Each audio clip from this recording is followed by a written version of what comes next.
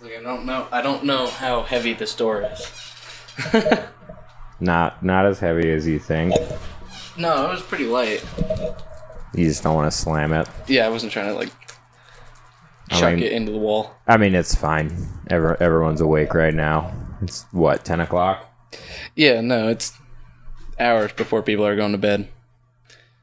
Well, it's more about if Joe's awake because he sleeps weird hours. He's not here. And then he's at work. That's what I'm saying. It's like I think I saw time. him drive by as I was pulling up. There is that chance. Silver Subi. Yep. Yeah. So, what's up, guys? This is something that we're doing that's it's a little bit different than like the typical Torque Talks. Yeah, I don't know what we're gonna call them, so we'll figure that out as we go along. But yeah, we're just gonna sort of sit back and talk about some things that are still probably related to tricking, but with less of a specific like purpose behind each talk. It's more just like a view into what's going on. Yeah, definitely. Just trying to chit chat about tricks and life and tricks in life. How tricking is a part of life. Speaking of tricking and life, did you see what Shosei did today? Yeah, I actually like. Which, by the way, I realized that like when this actually gets released, there will be some like way crazier things. But right now, it's Friday, July 26th, and he just did double full, double snapu. That shit was wild. Yeah. I literally like a quad full with a big fucking swipe in the middle. Yeah, that shit was wild. I was sitting. And it was so good too, like absurdly, like the best. I was sitting in like the staff room at work, and I was sitting there alone. I saw that clip, and I was like, "Fuck, okay, I gotta go." Show someone. I just like went to my manager. And I was just like, someone look at it. Hey, would you look at this? Somebody come over here and look at this. Yeah, I work at a cheer gym, and I just like went up to my manager. She's like responding to emails or something. I was like, hey, yeah, I'm sorry to bother you, but I just need you to watch this. Just someone else appreciate this with and they're your like, eye sockets. They're like that. And these are all people that are like in the cheerleading tumbling world. So they have an idea of things, not they can't fully grasp how insane that was, but they're like that. What? 4 spins anytime is just 4 spins. Yeah, fucking wild. Like it's so absurd how far we've come. Right? Like this is the new normal. It's just like how often is Shosei gonna break our mind holes open? Yeah, what was it like 2013 the first quad was done from a non-tumbling setup? It was like I remember Mike did a like touchdown rise punch quad at Loop Kicks that year. That was wild. Dude, and I mean it's still like such a high level skill in like gymnastics and in like nobody power does tumbling. It in gymnastics. Like it's way the fuck up there. Yeah. And he's a child. He like fully still a child. Like prepubescent or at the beginning of puberty. Like It's gonna be ridiculous to see where the generation that comes up following him takes things. Right. Because like you look at the generation that came up following like Scott and Mike and like friggin' Valu and Johan and Alex Anderson and like they're already up getting close to that level of those guys in like half the time of training. Oh yeah, for sure. It's wild, like, and it's interesting to see like what the different variables they're leading into is like, are people starting training earlier? Are they like finding it earlier, or is it just like now that that's been put out into the world that those things are possible, does it just like then allow for more people to be able to do it? Like, yeah, I definitely think it's that. I definitely think it's, you know, like there's people capable of doing those things already. They just like, it wasn't in the conversation. It wasn't something that like when most people who were participating in the domain, you know, tricking, like they didn't really look at the things that were possible as possible because there hadn't been like this laundry list of people who had achieved them. I mean, think about just in 2012, like there was still less than 30 triple corkers that were known.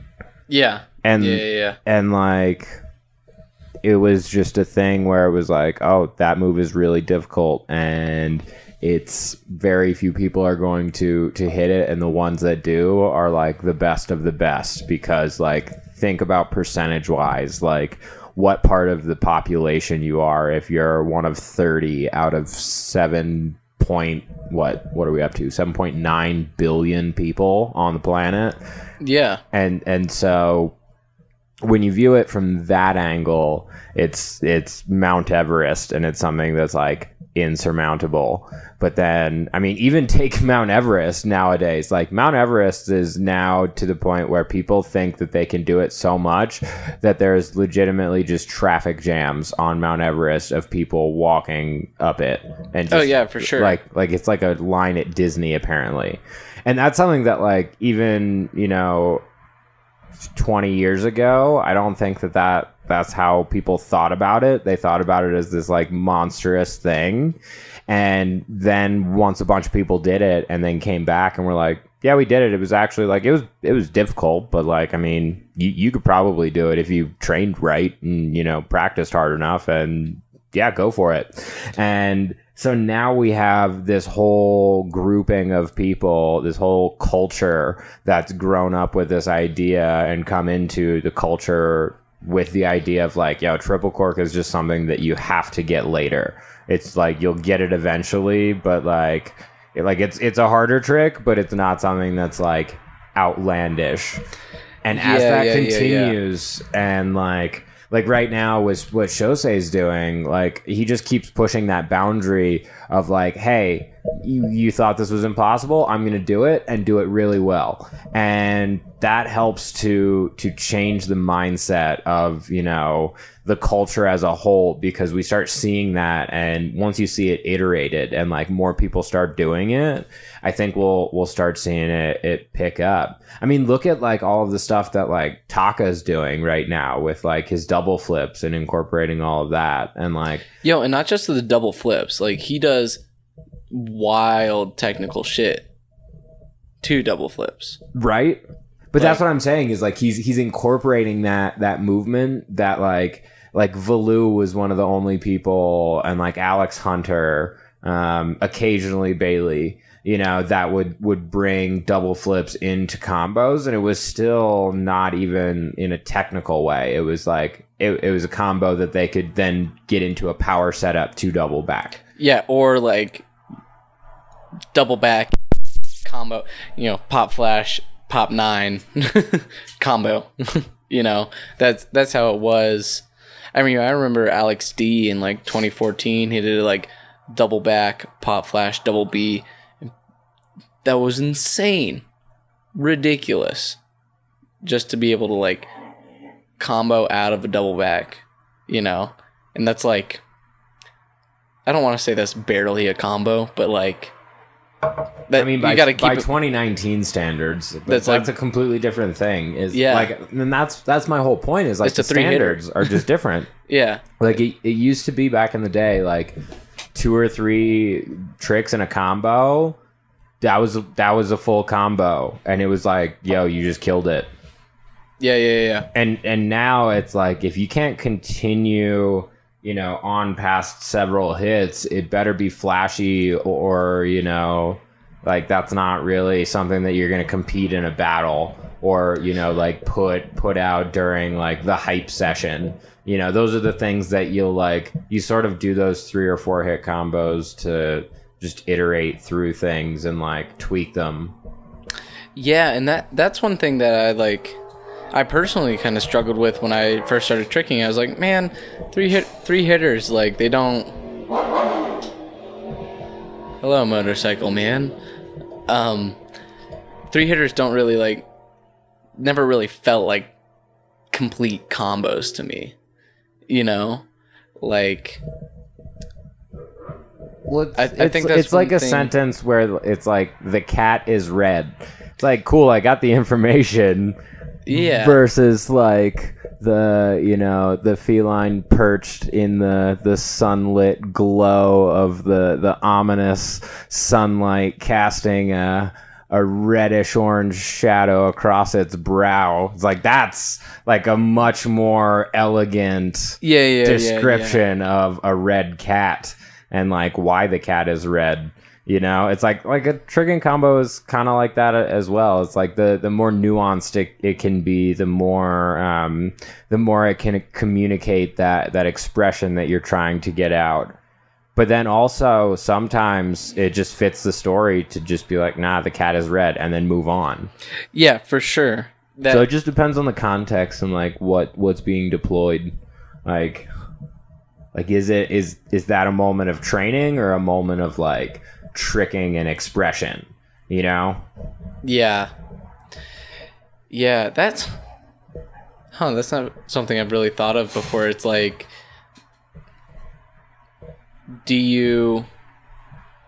what differentiates your sessions in like, now I'm training but I'm not like fully doing the expression of movement sort of thing?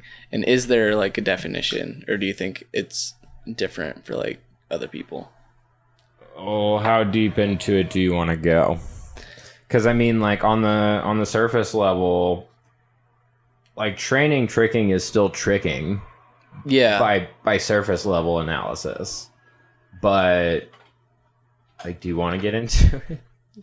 Sure, fucking let's get into it. I mean, it goes back to like what Pete was trying to get across in his, you know, what is tricking paper that no one seemed to understand, which like I understand why they didn't understand it. It was a lot of, you know, verbose words and like syntax that was unnecessary.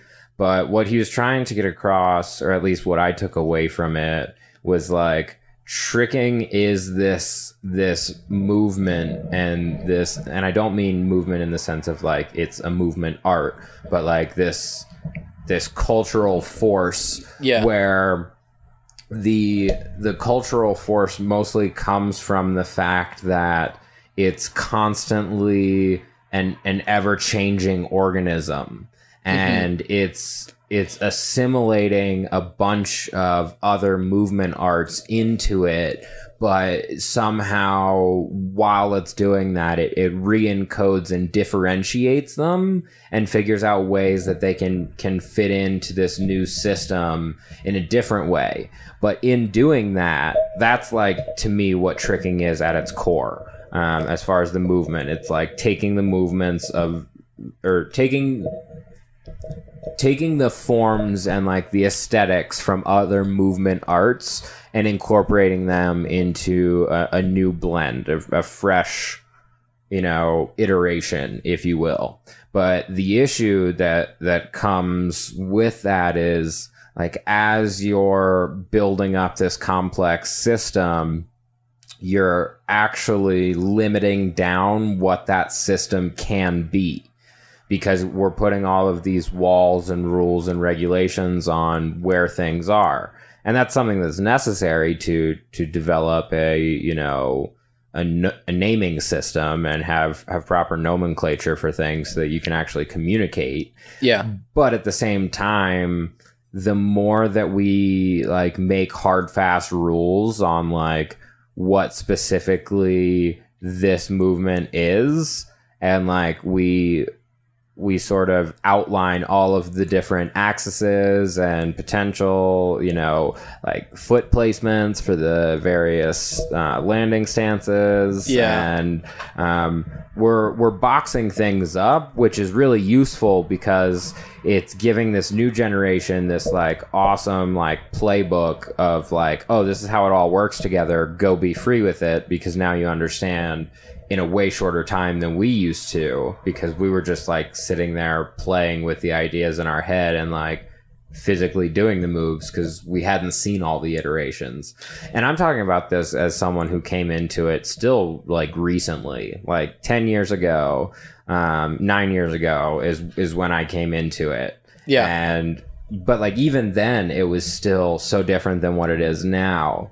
And still like the fully in its infancy. Yeah, well, the first couple of years, like the landing stances weren't even a commonplace thing that was talked about. And like, I don't know if you watched or not watched, but read through Towel's post today.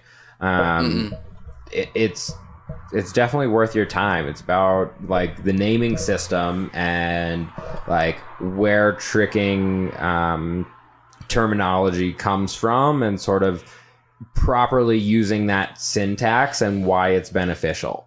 And you know, like the idea of like placing the trick and then the modifier and then the landing stance at the end, and like having this order of the way that we say something to communicate it makes it to where the other person can properly visualize what they need to. Yeah. That's definitely like I get when people are like, I mean, I don't know, man, I just kind of do the thing, and like that's what I do, like trying not to like box things in and like put labels on everything, because I think that's something that we like that's inherent of well, it's not entirely bad. No, of wanting to put labels on stuff, but I can get why people get tired of it, because then it becomes like and for some people it's like they really like it, but for others it's like tiring because it kind of becomes like a school project or something, you know? Yeah, or just a constant argument of like, oh, well, I'm sorry I didn't say it perfectly proper and like exactly in the way that you understand things. It's like when there's a dialect breakdown and you're talking to someone and they keep saying something and you're like, what are you talking about? Yeah. And then you realize like, oh, that's the word that you use for that thing. Like, okay. Yeah. I call it this, which is why we're having an issue. And that's one of the benefits of having a, you know, really well outlined system is it makes things more communicable. But it's not entirely an issue, but part of the issue that it brings up is the more solidified a field gets, the more it knows what it isn't, and the less likely it's willing to incorporate those new elements into it. And that's really what tricking is constantly reinvigorating itself with new forms of movement and new aesthetic ways to link those together. Yeah. And if we get to a point where we've done so much that it's really difficult to, you know, start differentiating further between them without it suddenly being something that's already been done, it's just, I feel like it's going to like pigeonhole people in a certain area, you know, whereas and it's not going to do that to everyone. Like there are people like Jordan Edwards and Jordan Alexander who like the more they learn about the rules, the more they realize like ways to bend and break them. Yeah. And that's definitely like, that is tricking, you know, and it's, but at the same time, back to our original point of like when you're training, you know, short couple hit combos versus being free with your expression. Are you still tricking then? Like, yeah, you definitely are, because it's through that iteration of those small, boring 2 or 3 hit combos that you actually open up the door to be able to do the more exciting freedom of expression of things, to where you can just like differentiate however you want. Like the other day I was hanging out in the backyard with Jordan while he was on the trampoline, and he was working on Lotus stuff. Yeah. And we just started playing around, and he just was like doing all these different Lotus variations, and like we were figuring some things out. And you know, like that's what happens when you get to a skill, or to a point with your skill, is you have the ability to just sort of bounce between new ideas, and physically try them out without hurting yourself. And so that's where like that benefit of iterating through that comes forth. But it also, on the other hand, is like that limiting factor that sort of like, there are going to be people later who are like, oh, you're doing that move, that's not tricking. Like, it hasn't happened yet. We haven't gotten to that point where that's part of the conversation. But I definitely think that if we're not careful, and I think this is why Pete gets so upset, is because he feels this way, is that like, if we're not careful, then we're going to lose the authenticity that tricking actually has, where it's like constantly trying to find something new and different. Yeah, well, counter to that, the opposite thing is like, is there a point where we assimilate so many different types of movement into tricking that it's hard to differentiate what is not tricking? You know?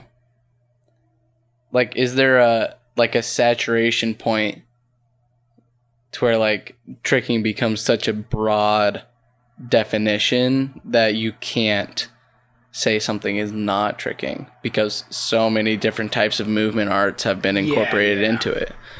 You know, like I feel like it could go both ways. Could. You know, where either we pigeonhole ourselves into like, okay, there's only like kicks, flips, and like off-axis twisting, or is it just like at some point could anything, if you're within the community, be called tricking, you know? I mean, I definitely see where you're going with that. I think it's more like with the tricks themselves, it's like, how do I want to say this? Like, as we sort of map out and graph out all of the various, like, okay, so there's these main landing stances, and if you land in complete and swing this way, then it's a gainer, but if you swing this way, then it's a lotus. But if you're on the other leg, then it's a bad side gainer, but if you swing that way with your hips, you know, this way, then it's a GMS. And like, as we go through and sort of define out all of the specific terms and like pick the arbitrary points of like, okay, so like, it's when your hips are at least 45 degrees to your direction of momentum that it turns from a gainer into either a GMS or a lotus, depending on whether it's your good or bad side. Yeah. And, you know, like, once we've sort of calculated all of those things out and filled in that section of the map, it's more that like, there isn't going to be enough space within that map unless we continue to cut it up further. Which, I'm not saying that there's anything wrong with continuing to cut it up further. It's just making it more complex, and that is something that tricking aims to do. Yeah, but absolutely. The question would be, is it going to be like too complex that you won't be able to communicate it? Yeah. I feel like that's almost like there's people doing tricking right now that are like starting to like get there. Like Jordan is one of them, you know, where it's like he's doing movement that's obviously tricking, and there's like in his combos there's moves that are like quote unquote traditional tricking moves, but like I watched a clip he posted the other day on Instagram that I was like, okay, I can name 4 of those things that he did. If I really thought about it, I could probably like finagle a name for for the rest of the stuff he did. But it's like he's variating and like putting things together in ways, or just doing specific movements that really haven't like been named yet or like explored yet. That's like, are you talking about like his like tuck ball out thing that he does, where he super hunches into like an aerial, but then does like like he straightens out into like a half gyro and like those kind of variation movements? Yeah, and like some of his weird like groundwork, just weird shit that he does. It's like, I feel like we're starting to push to that, starting to get to that point where it's like, okay, like we have like X amount of things that we can name, and then there's just gonna be like a point where it's like, okay, we're gonna have to like just accept that some things are just gonna be like, that's just this thing that guy does, you know? Which, I mean, there's nothing wrong with that. It's just hard to be able to share that then with other people. It's like, well, what did he do?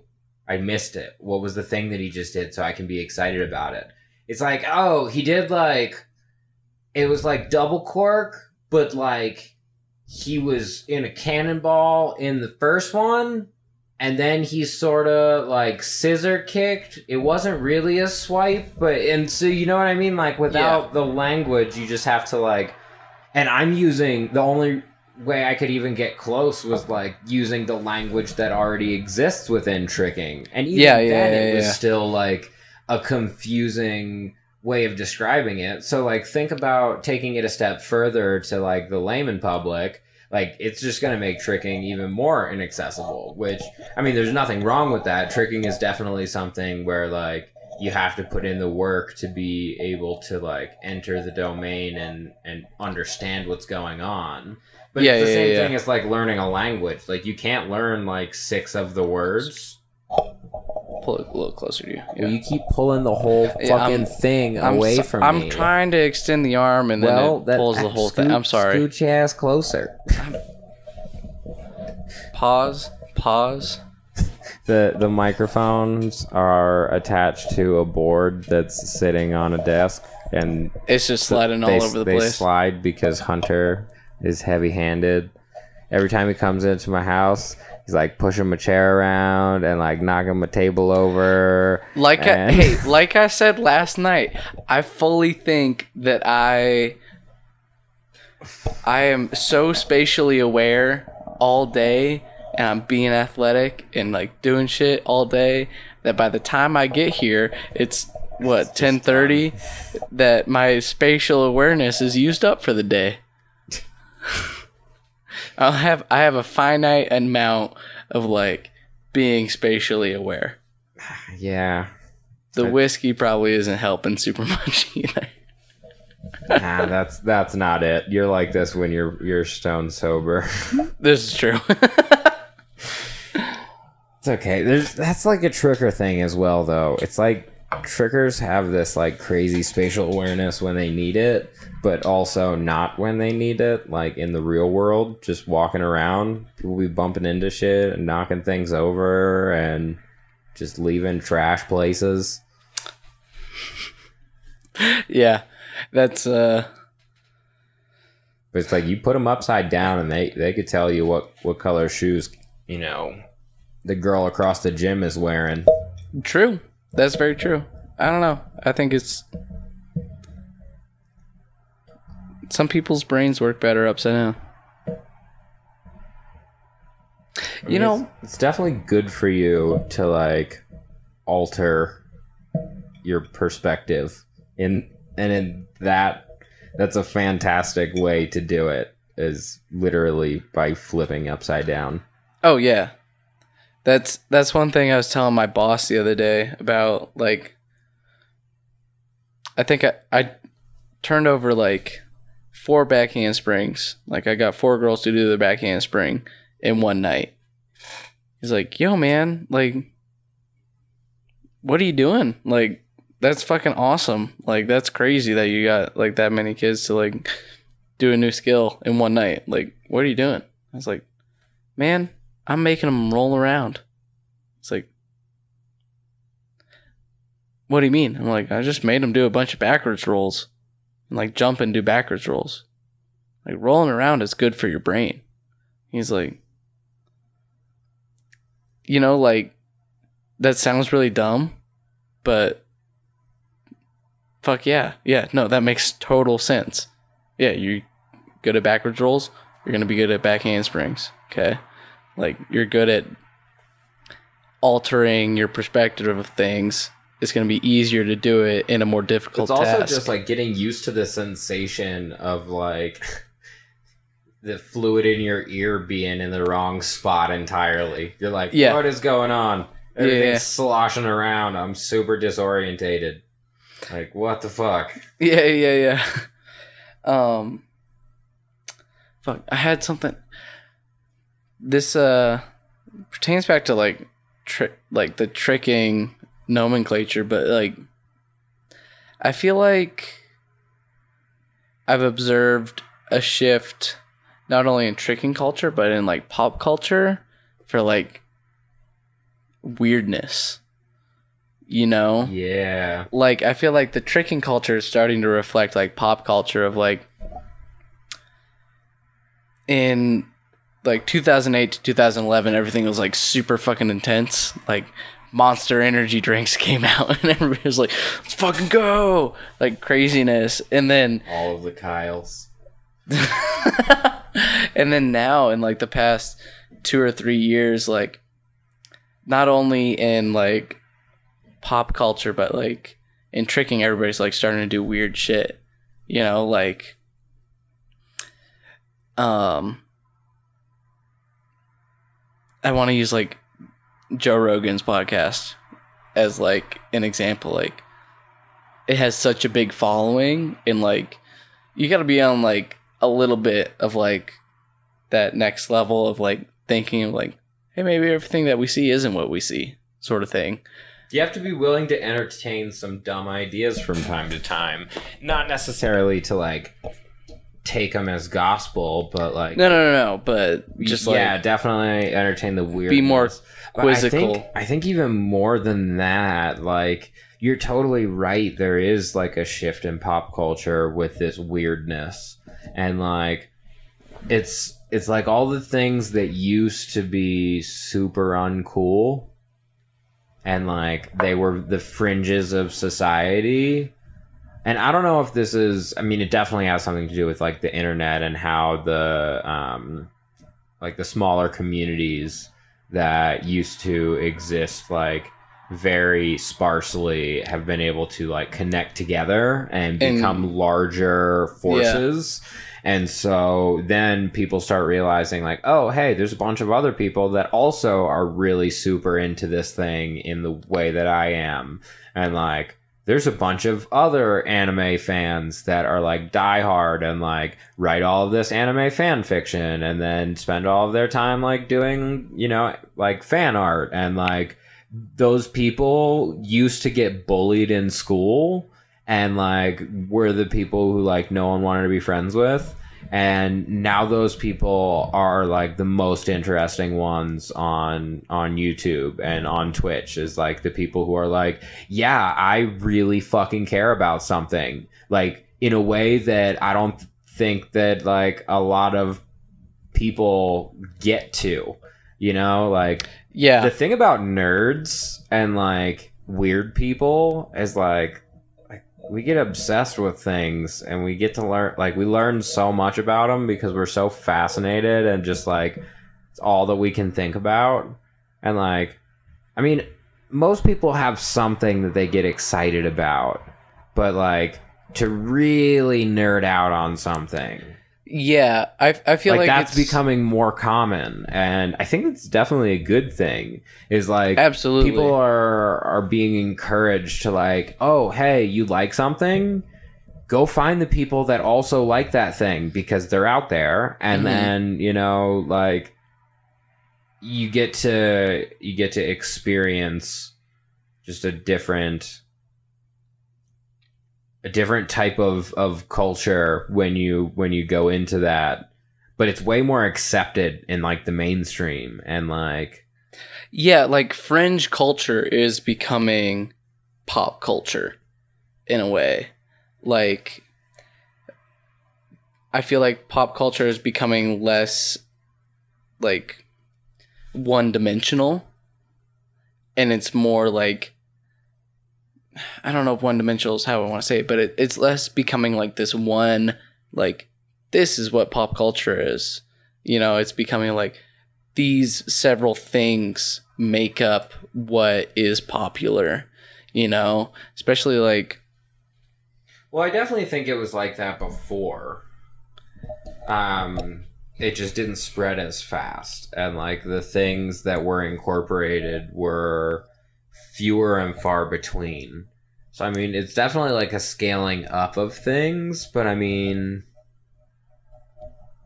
it's just a different landscape that you're dealing in. Because before, I guess the way that you're talking about it makes sense if you look at it like before, back in the 90s and even the early 2000s, there was only a few places that were really putting out what was pop culture. It was like through mainstream that's movies, what I'm trying to say, and through like these particular avenues of like television, radio, you know, billboards, like those various avenues of like, this is what is being picked up. Whereas now, like, memes can, you know, grow to the point of like millions of people being involved in them and then disappear a few days later. And like, things are changing really fast, but then also it's shedding light on a lot of small, weird communities that have always existed, but like had never gotten appreciation. Yeah, for sure. It's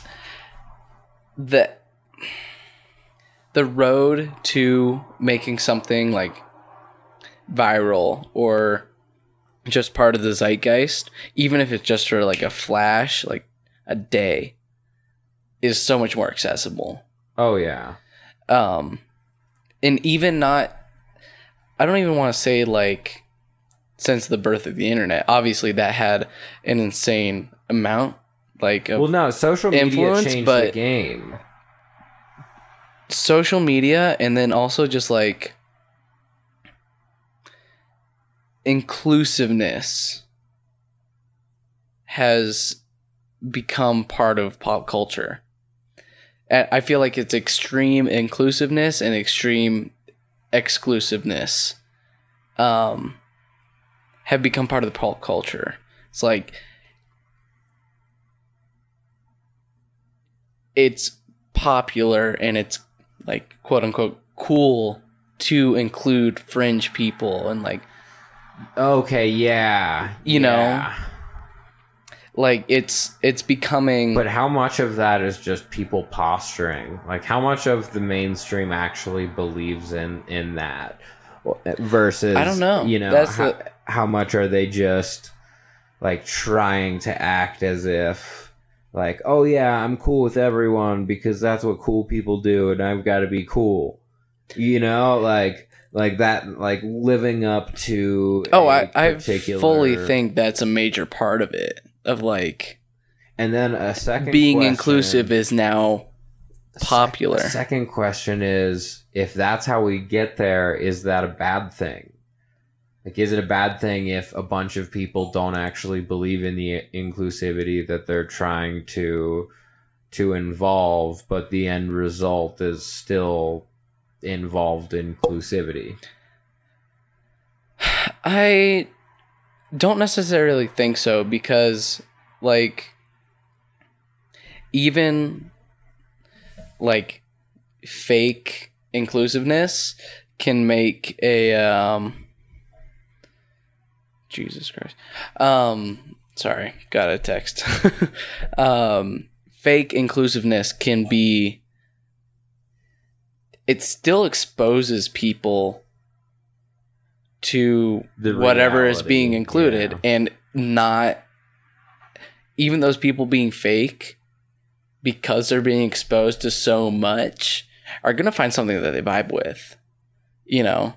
Like or at the least amount of to realize that they had a misguided viewpoint. Yeah, just because like there's so much exposure that you can't not be like, oh wait, I actually didn't think of that like that, or I never knew about this thing. That's kind of cool, you know. I think there's so much exposure like that. There's just the people being fake are eventually going to find something and then realize the value in it, you know. And obviously there's going to be some negative connotations of it, but it's definitely a high potential. But there's also the potential, like people like falling into narratives that are easy for them. You know, like you see it with like the hyper religious crowd. You see it with like people who are just obsessed with a particular topic and their viewpoint on it, where they're so steadfast on their narrative that that they close every other potential narrative out, because they've spent so much time like fleshing theirs out and building up these, you know, this house of cards that like they won't even let you get close to the bottom to see if it's sturdy. You know, and like we need people to be willing to have someone huff and puff and try and blow their house of cards down, so that they can, you know, realize that you have to build it out of something substantive. You know, like it has to have a good structure to it, otherwise it's just gonna crumble later. So I see what you're saying, and I hope that that's the case. Yeah, it's a very optimistic point of view, but I don't know. That's what I'd hope happens, is like, it's kind of one of those things, is like, man, just put on a fake smile. Eventually you're going to feel better if you're smiling all the time. You know, it's optimistic, maybe doesn't always work, but it'll work a little bit. You know, that little bit is better than nothing.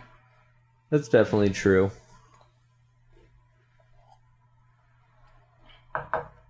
Oh, it's just funny to see like that shift in normal culture reflected in tricking culture, because I definitely saw it in tricking culture first. Like, oh, people are starting to do weird stuff and like experiment. Before there was only a few of us trying to do weird shit. I mean, and now it's yes like and no. popular. It depends on where you set your standard from. See, that's something, is like, if you look at tricking for what it was to the people who were doing it in 2010 when I came in, it was a different thing. Like, there was a different landscape. We had different like conceptions of what was possible and what wasn't possible, and like everything that was growing was like slowly, you know, formulating into the things that now are commonplace. But like back then, they were the weird. It was weird shit. True. You know, and so it was like, oh wow, that variation was weird as fuck. Like, like when Kairos started becoming popular, like that was like I remember when that was still like an underused trick, and people were like, "Oh yeah, we're just starting to do those." Arguably still an underused trick. Definitely, arguably still an underused trick. Yeah, or like I was thinking, like, I mean? Like Rudy was like one of the first people to do gainer wrap full. People are like, "Yo, that's weird as fuck. How the fuck did you do that?" Standing wrap full, like hook wrap full. Yeah. And now that's like, yeah, you do the trick and then you do a wrap full. Yeah, like, that's not even like weird. Yeah, I guess because so. It laid new groundwork, but it did so in such a sturdy way that when people like go back to huff and puff on it, it stands the test of time. And it's like, no, this is the groundwork. This is the, you know, the shoulders of giants that we're standing on, because people put the time in to develop this. But like even before us, and like back in like the early 90s, before everything was called tricking, and like it started to like develop into this thing where, you know, there was even backyard trickers and like an opportunity for people like me to come into it and find out about it. Yeah. Like the history of where it comes from is people trying to take from the movements that they were already doing and incorporate something different into that.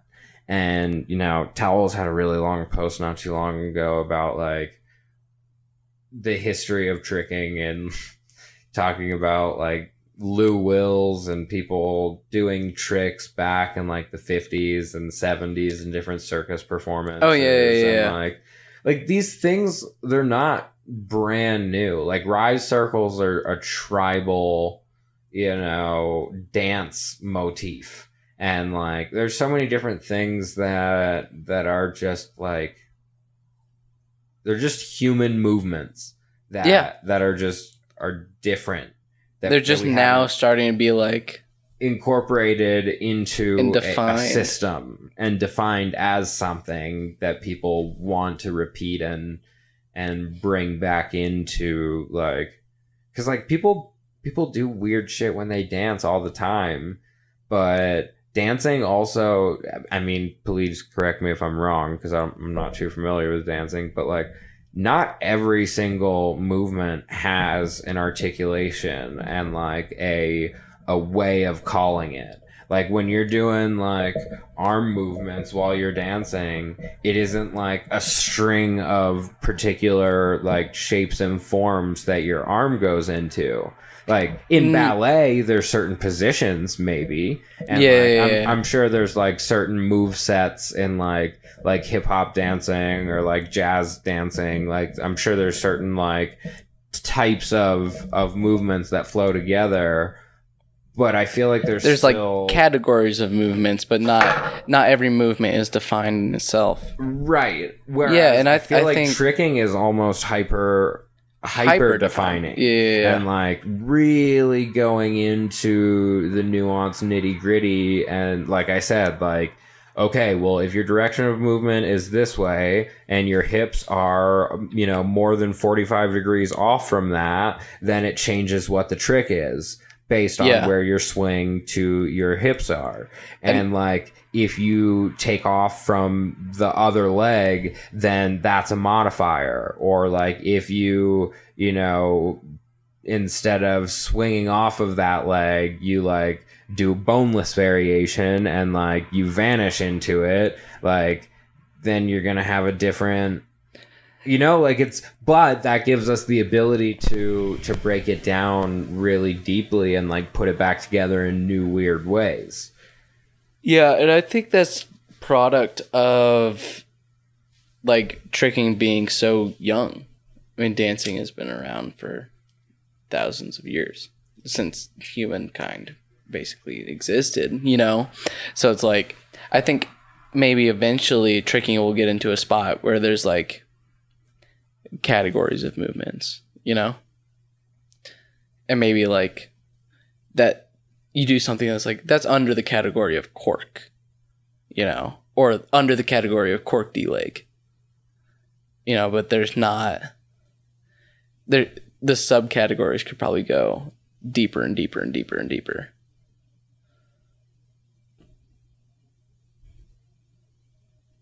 interesting to think about. Yeah. Well, that's probably a good place to wrap up. Let's just stop on that. Just like just think about that. Because I don't know how I feel about it. Like it could be good, but also it could be really muddy if things went that direction. So yeah, for sure. But hopefully you guys enjoyed this, whatever the fuck it's called. But just a couple of Torque people chatting about stuff and things and thoughts and stuff. If you've gotten this far, make sure you follow at TorqueTricking on Instagram. Follow me if you want to at Hunter McTrickerson on Instagram. Use my promo code Goon10 for 10% off in the Torque store. Buy things. We make cool stuff and we support trickers, so we'd appreciate it. And also check out the Torque Talks. I have a couple that I'm still working on, but yeah, there's what are we at? Episode 25 now? Interviewing 26. Yeah, interviewing famous people in tricking. I think you should go check it out. There's a lot of really great ones. Which is so fun because like these people in tricking are just like the homies from hella long ago. Yeah. But anyways, we're going to go ahead and stop this here. Hope you guys enjoyed it. Leave a comment if you have an idea for a name to call this. And hopefully we will make this a regular thing. And let us know if you like it. All right. Peace. See ya.